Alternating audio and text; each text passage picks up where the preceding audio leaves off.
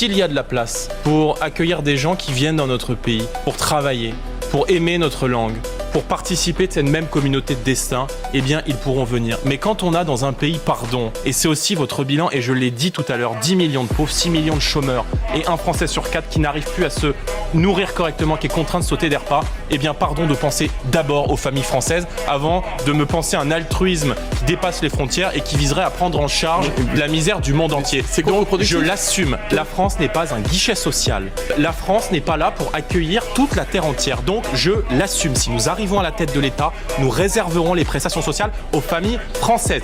Dès les premiers mois du quinquennat, nous allons faire voter un grand référendum sur la question de l'immigration. Dans ce projet de loi que nous allons soumettre aux Français, il y aura la priorité nationale. Cette priorité nationale que nous voulons intégrer dans la Constitution, elle vise à donner une priorité d'accès aux citoyens français sans aucune autre distinction, à l'emploi ou à l'accès au logement. Parce que pardon de vous dire, mais dans le logement et notamment dans les HLM, c'est instauré aujourd'hui une véritable préférence étrangère, où il y a beaucoup de familles françaises qui sont dans l'attente de logements sociaux et qui ont un peu le sentiment que il faut perdre sa carte d'identité française pour pouvoir bénéficier d'un logement social.